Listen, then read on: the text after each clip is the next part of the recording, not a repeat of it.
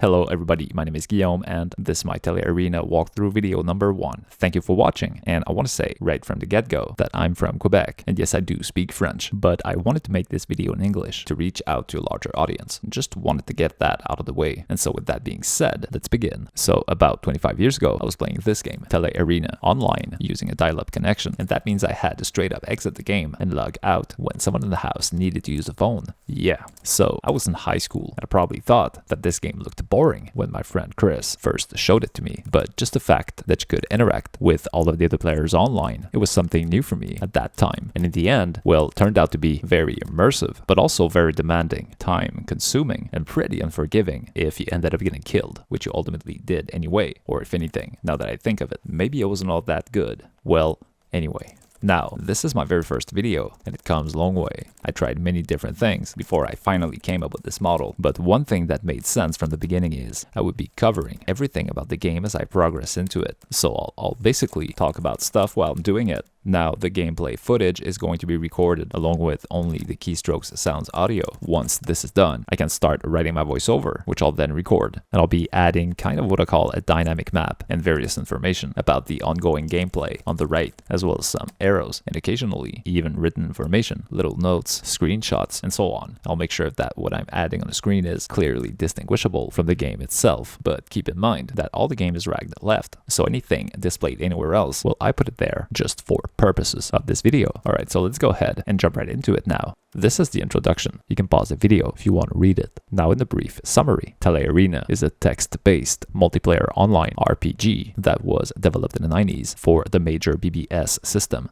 The game is still running on a few sites on the internet. All you need is a terminal emulator like Putty, which is free to download. It's the one I'm using right now. Alright, so first and foremost, you'll have to choose your race. And we got Elven, Dwarven, Gnomish, Human, Goblin, or Half-Ogre. Just type your choice's number and hit enter. I'll pick the Elven race for now. And of course, every race has its own strengths and weaknesses. We'll see more about that later.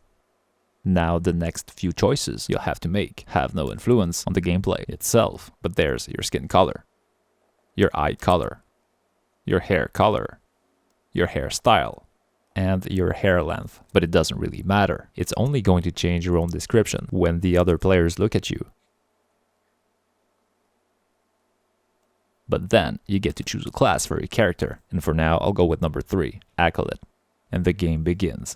Type ST for stats and hit enter. Now, one thing, the entire game works using text commands that you send by hitting enter. So from now on, I'll just stop saying hit enter, because now I guess you know you have to. People my age might be familiar to this, because it's something from the Microsoft DOS era. It all worked like this before Windows was a thing, back when we didn't have the mouse. I know, I'm old. I'm very old. Alright, moving on from that. So you see your race and class, your level, your experience points, and the rune you're wearing, if you have one of course.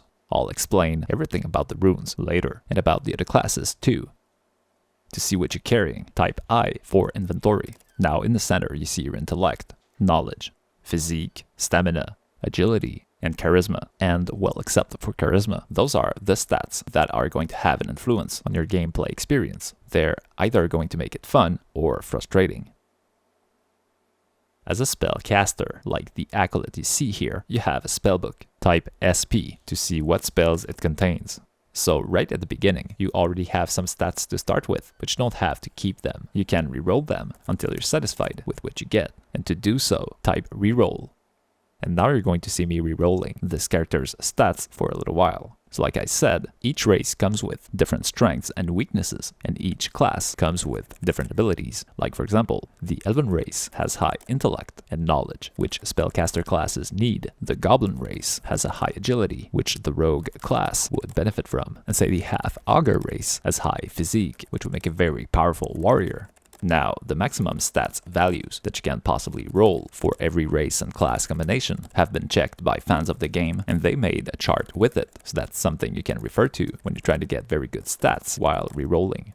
You can only roll the stats of a brand new character, so be careful, because if you type reroll once you already have some progress made, you're going to get back at the North Plaza with new stats and all of your progress reset to none.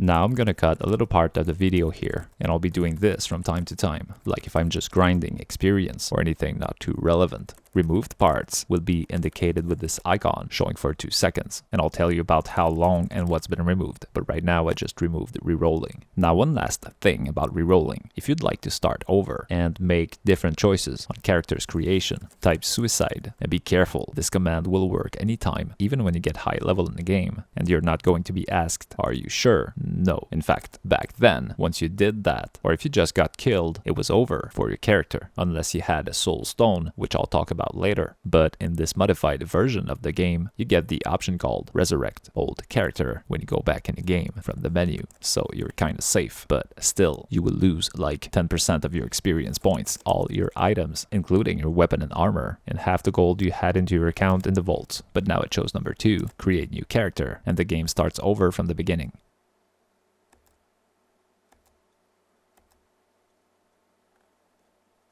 Alright, so I'll go ahead and create a new character, and I'll pick the Goblin race now. And let me choose some random things here. Not important.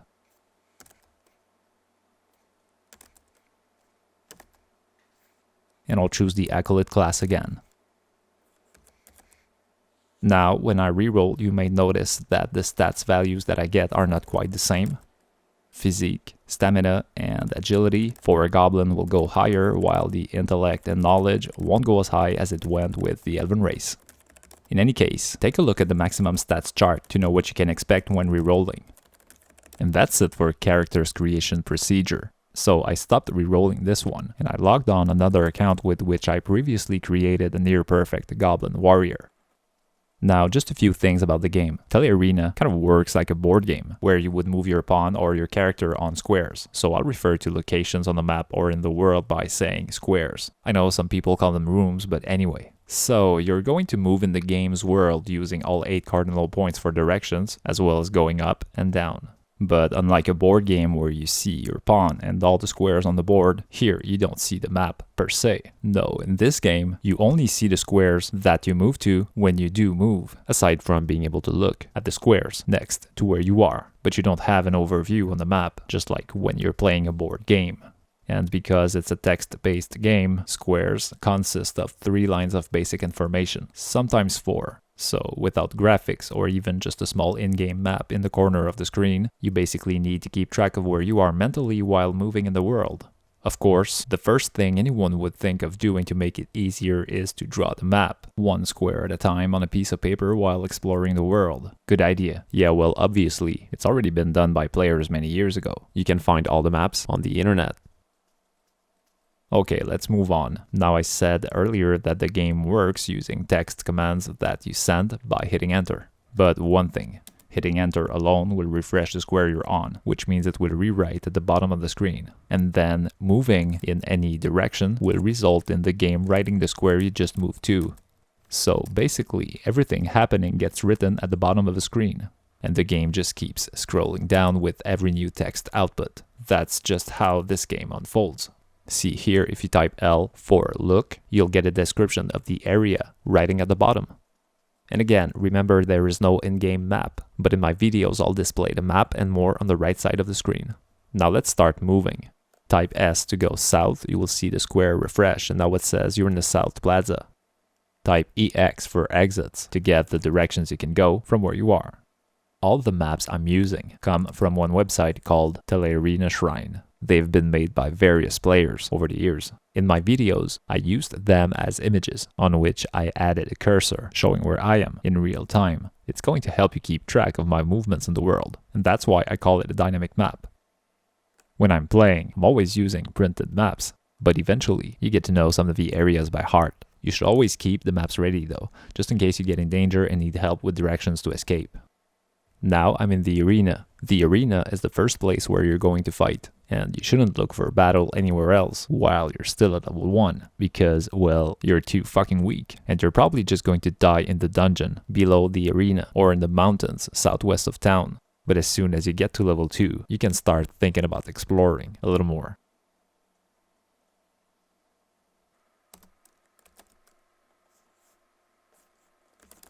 This is the tavern. Once in a while your character will become thirsty or hungry. When it happens, you will start losing vitality, slowly, 1 point at a time. You can come here and type buy drink or buy meal to fix that.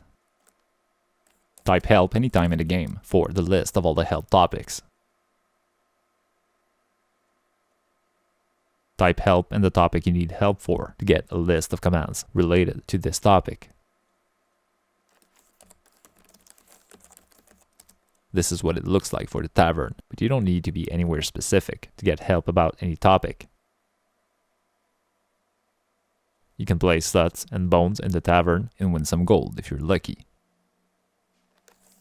There's one secret thing here in the tavern. You can't actually look at yourself in the mirror. Just type gaze mirror. The answer you get is exactly what the other players will when they look at you. It's your description, based on the choices you've made when creating your character, your stats, your equipment, and the current physical condition you're in.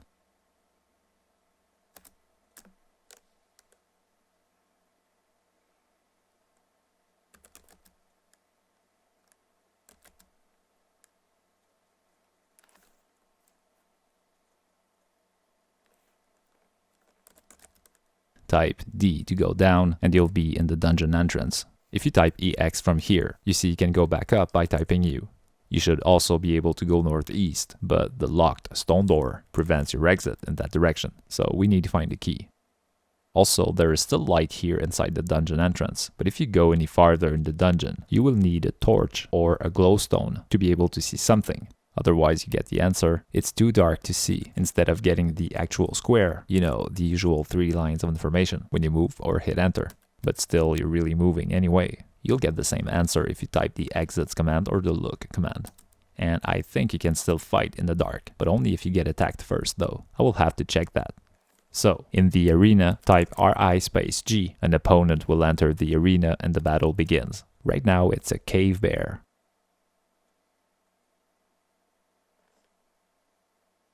And the cave bear attacked me. Type HE for a quick look at your vitality. And to attack, type A and the first letter of your opponent's name. In this case, you could use C or B, both will work. For now, I'm doing rounds of 2 attacks, and then I'll be exhausted for a couple of seconds. But as I progress, I'll gradually go up to 5 attacks in a single round. It attacked me again. Notice it's also delivering 2 attacks in a round. Not all the enemies do so, and sometimes they will, but just occasionally. I know that the cave bear is able to cause up to 12 points of damage per attack, and now seeing how aggressive this one is, I prefer being careful and go get some healing at the temple before attacking again. There's another player in the temple right now whose name is D-Rezer, so now there's 4 lines of information because I'm in a shop with them. There's always a separate line for shopkeepers or creatures, whatever the case may be, and a separate line for other players if there are any. Look at the other players to see what class they are, what rune they wear, what weapon they have, because there's PvP in this game, you may want to know. When there are other players with you, I mean on the same square, you can talk to them just by typing and hitting enter. So I answered him, don't be shy. And then I bought healing from the temple's priest by typing B space healing. And I'm back in the arena with the cave bear.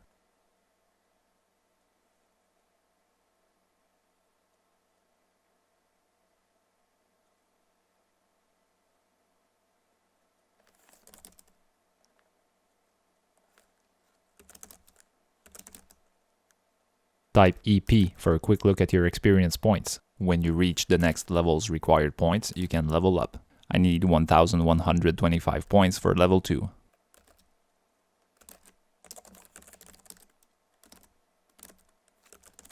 Getting the "your attack missed" answer is one of the most annoying things to happen during combat. It's the reason why I prefer the goblin race. They get the highest agility when rerolling. So I prefer a high agility over pretty much anything else. But if you're patient enough, you can manage to get a set of stats that would be good everywhere and very good in agility.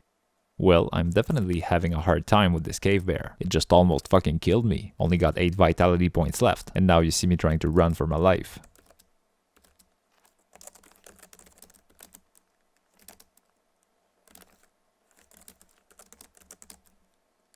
You'll notice that I keep looking at my opponent during combat. Well, what I'm actually doing is checking its physical condition. It's the only way to keep an eye on an enemy's vitality. And this cave bear seems to be moderately wounded. Poor guy.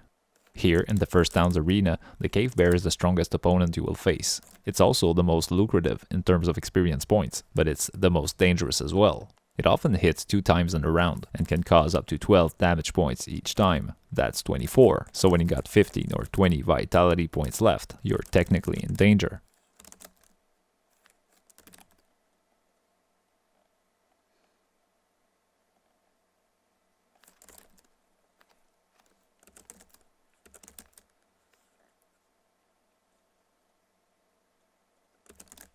One and 2 missed attacks, and this Cave Bear is doing its best to kill me, trying to run for my life again. Opponents too can perform missed attacks. Also, the agility stat will make you dodge your opponent's attacks more or less often. And of course, opponents too can dodge your attacks sometimes. So now the Cave Bear is sorely wounded, finally. Sorely wounded is the worst physical condition before death. Physical condition is always indicated at the end of both creatures and player's description. And the Cave Bear falls to the ground lifeless. But I'm still missing almost 100 experience points to get to level 2.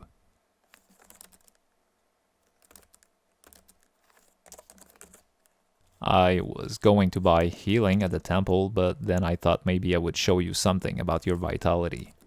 It's slowly going to recover by itself. Right now I have 24 vitality, and I just wanted to give you an idea how long it takes to heal wounds over time. Because you will eventually find yourself in a bad situation where you're seriously injured with no healing potions left, and you could get killed only by trying to go back to town.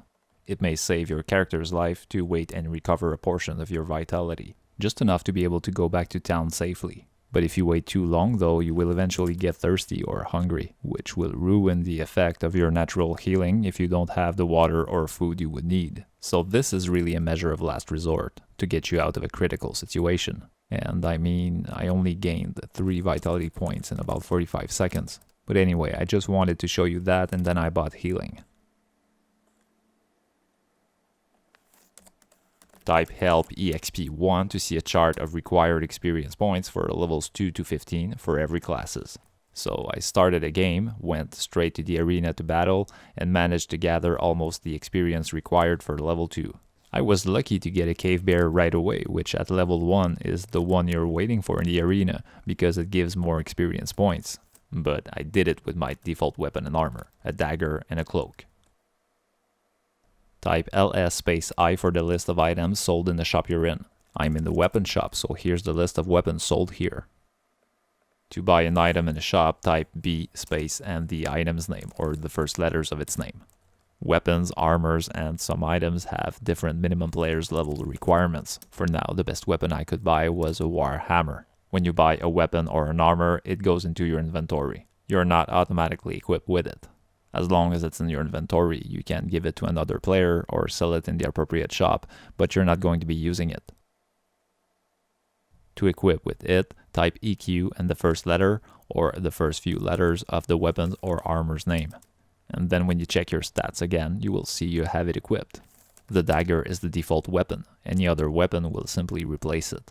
And you can't unequip the dagger. If you unequip your weapon, you will have the dagger again by default. And it's the same thing for the armor. The cloak is your default armor. I just moved west to the armor shop, and here's the list of the armors for sale.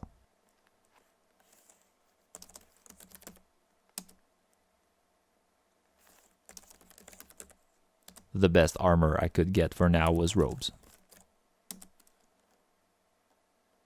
Now I'm equipped with slightly more powerful gear. Heading back to the arena to get the missing experience for level 2. Little detail, just ringing the gong leaves you exhausted for a couple of seconds. You will notice that I hit a little harder now that I'm equipped with the war hammer instead of the dagger.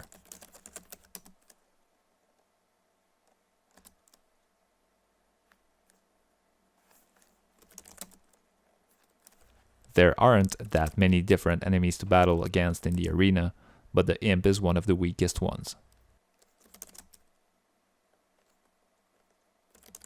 And now it's a hobgoblin, which is a decent one. I would say it ranks second, after the Cave Bear.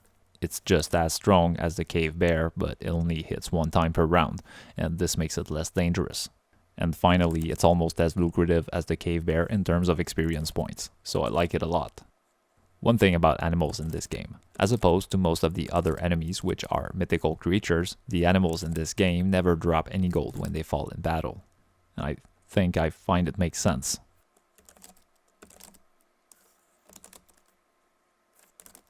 Whoa, 7 vitality points left is a rather dangerous margin of maneuver. And I realized I wasn't being careful enough with my character's life.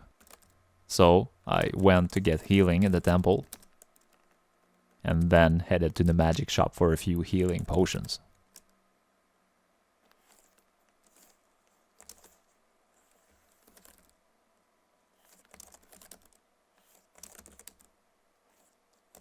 I bought 2 rue potions and 2 amaranth potions. Rue potions heal up to 16 vitality points, and the amaranth potions heal up to 64 points.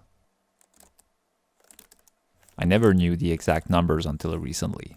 I refer to a website dedicated to this game where a lot of precise information is published. But back when I was playing this game initially, and that's more than 20 years ago, we learned every little thing about the game by playing it, and by talking with other players who knew more about it.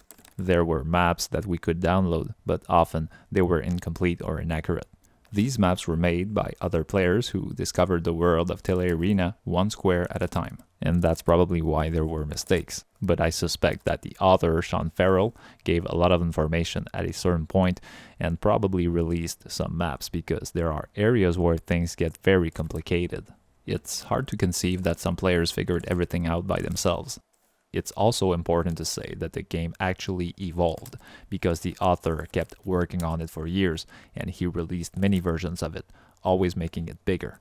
When a new version was released, it was installed seamlessly during the usual daily BBS shutdown. Then we could just continue playing and discover the new things that were added and implemented, kind of like the games nowadays that get updates. I'll talk about some of these changes in future videos, and I'll try to sort out some of the unofficial stuff, things that we think have been modified by someone else than the author, and things that have clearly been added by someone else in this particular copy of this build of the game running on the BBS I go to play it.